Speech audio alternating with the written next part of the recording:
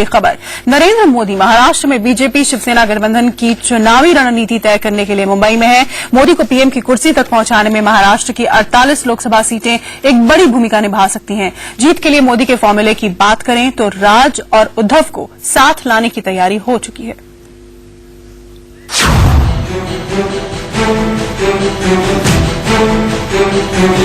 चुनाव प्रचार की कमान संभालने के बाद मोदी का एजेंडा देश की कमान संभालने का है। इसी मकसद से मोदी मुंबई पहुंचे। बांद्रा के शारदा हॉल में मोदी बीजेपी की कोर कमेटी की बैठक में शामिल हुए। दाहिनी तरफ बैठे थे गोपीनाथ मुंडे, बाईं तरफ महाराष्ट्र बीजेपी के अध्यक्ष देवेंद्र फडणवीस। महाराष्ट्र में लोकसभा की कुल 48 सीटें हैं। इनमें से कांग्रेस के पास 17, एनसीपी के पास 8, जबकि बीजेपी और शिवसेना गठबंधन की बात करें तो शिवसेना की 11 और बीजेपी की 9 सीटें हैं। अन्य के पास 3 सीटें हैं। 2009 के चुनाव में बीजेपी शिवसेना का खेल राज ठाकरे की एमएनएस ने बिगाड़ा था। आम चुनाव से कुछ दिनों पहले शिवसेना से अलग हुए राज ठाकरे ने उद्धव को सबक सिखाने के लिए कई सीटों पर अपने उम्मीदवार उतार दिए। नतीजा ये हुआ कि कम से कम 15 सीटों पर एमएनएस ने शिवसेना बीजेपी गठबंधन का वोट काटा और उनके उम्मीदवार चंद 1000 वोटों से हार गए। सीधा साधा फायदा कांग्रेस और एनसीपी को हुआ, जिनके उम्मीदवार उन सीटों पर चुनाव जीत गए जिन पर शिवसेना या बीजेपी के उम्मीदवार का जीतना तय था। नरेंद्र मोदी इस बार उन सीटों को फिर से बीजेपी शिवसेना की झोली में डालने के मकसद से मुंबई पहुंचे।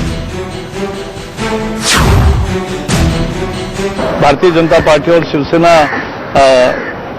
अलायंस का यहाँ दबदबा रहा है और इस बार फिर जो मुंबई और पूना और नासिक की सीटें हमने गंवाई थी वो वापस कैसे लाएंगे, उसके साथ साथ मराठवाड़ा विदर्भ में और स्थिति कैसे मजबूत करेंगे, इसकी भी चर्चा होगी। राज ठाकरे और मोदी के बीच अच्छे संबंध हैं, लिहाजा राज मोदी के रास्ते में नहीं आएंगे। मोदी की मुश्किल उद्धव को साधने की है, जिन्होंने हाल ही में मोदी की आलोचना की और फिर यू टर्न ले लिया। मोदी के सामने राज और उद्धव के बीच तालमेल बैठाने की चुनौती भी है।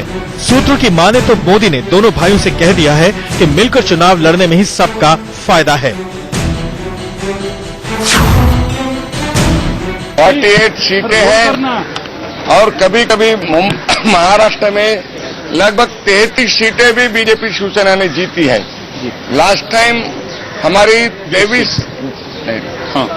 सीटें थी, लेकिन इस समय हम 30 से आगे सीटों पर जीतना चाहते हैं। उसके लिए हम रणनीति बना रहे हैं। अगर मोदी शिवसेना के साथ संबंधों को मजबूत करने और एमएनएस के साथ सीटों पर तालमेल में कामयाब रहे, तभी महाराष्ट्र का किला फतेह कर सकेंगे। Abhishek Sharma, Mumbai, India news.